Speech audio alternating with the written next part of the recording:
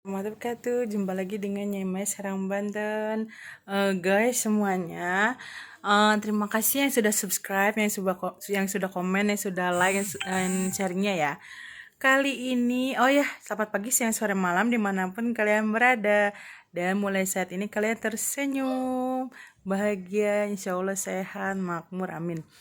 Guys, Nyai kali ini mau membahas tentang asam lambung tinggi bisa susah punya anak. Kok bisa gitu?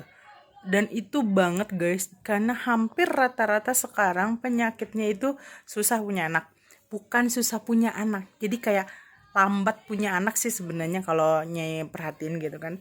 Jadi yang biasanya tanganin pasien gitu, awalnya kebanyakan manusia, apalagi zaman now di daerah kita itu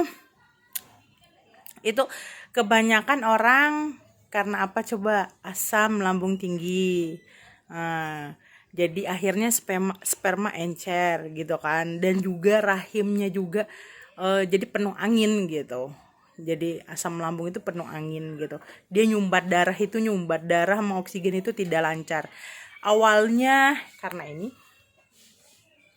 ini terkilir di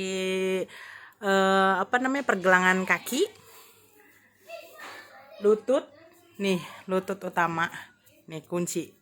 Dan kemudian turun berok atau turun rahim. Nah itu bisa menyebabkan asam lambung tinggi. Nah otomatis kalau pasangan yang sudah berkeluarga itu menyebabkan jadi belum punya anak gitu. Kalau Nyaya bilang sih tertunda ya kayak gitu ya. Jadi bukan susah punya anak gitu, bukan ya.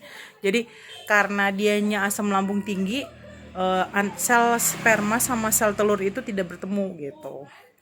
Makanya kenapa orang yang asam lambungnya tinggi ketika dia habis berhubungan itu langsung keluar gitu. Bisa dibilang sperma encer kayak gitu. Karena rahim itu penuh gitu, penuh nyumbat gitu. Kalau Nyaya bilang sih nyumbat kayak gitu ya. Makanya kenapa banyak ya terjadi miom kayak gitu kan, kanker rahim atau kanker serviks kayak gitu. Dan bagaimana sih, oh ya sama ini, saraf pergelangan tangannya juga terkilir dan juga telunjuk. Nih telunjuk, jari telunjuk ini ngaruhnya ke perut, ke rahim kayak gitu. Jadi ulu hati keras gitu. Nah ulu hati keras, otomatis dia menyebabkan sesak napas. Nah kalau sesak napas nanti larinya ke jantung. Nanti Nyai kasih tahu lagi. Jadi rentetannya tuh dari mana aja gitu, dari turun bro, asal muasalnya dari turun bro atau turun rahim itu gitu. Itu efeknya fatal ke semuanya.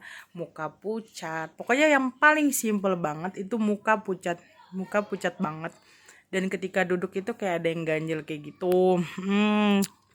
Guys, nantinya kasih tahu lagi. Dan jikalau ada yang kalian asam lambungnya tinggi dan belum punya keturunan, kalian bisa berobat ke Nyai, baik secara langsung datang ke sini ke Taman Puri Indah Blok D4 nomor 27, masuk ke Citayam Puri, Taman Puri Indah ya, Ciracas, Serang, Banten. Atau kalau tidak, kalau misalnya kalian berada di luar daerah atau luar negeri, bisa kalian hubungi ke WA Nyai ke 081999348569 gitu. Jika lo mau berobat, kalian berkabar dulu ya ke WA yang tadi yang Nyai bilang. Nanti Nyai tulis di deskripsi lengkap, kalian bisa simak. Jadi bisa dibilang asam lambung itu fatal sangat gitu. Tapi kalau belum punya anak, apakah bisa diperbaiki? Insya Allah bisa gitu. Dan kemudian nanti Nyai juga biasanya Nyai pandu keluarin traumatiknya. Biasanya itu karena ada traumatik di masa lalu gitu. Guys, itu miau nanti dulu Nyai cium dulu. Ini di channelnya yang satunya ya, channelnya Mai Kitty. Ini anaknya, ini anak Bung Tunai, namanya Molu ini. namanya Molu nih sayang. Aduh gemes banget tuh. Kalau ini anaknya 4 guys, yang 2 udah gede, udah besar, dan juga yang biasa di YouTube kan di videonya. Terus yang kedua lagi kembar, jadi 4 dan semua cewek. Nah, kan kalau misalnya kalian jarak jauh juga bisa, jadi dibenerin bronya sama rahimnya, jadi namanya pijat jarak jauh kayak gitu. Sini sayang, aduh manis kamu. Gemes tau guys, namanya Molu. Molu yang Molly udah diambil orang, dan yang satunya lagi Milo ada di kandang.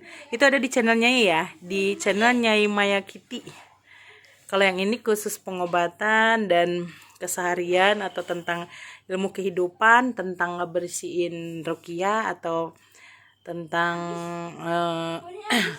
energi, tentang ruqyah, tentang pemahaman tentang hidup, karena kita sama-sama belajar, namanya hidup sama-sama belajar ya guys. Kalau ada yang masih bingung gitu kan, kalian bisa hubungi Nyai ya, yang tadi Nyai sudah apa namanya kasih tahu, dan di deskripsi juga lengkap.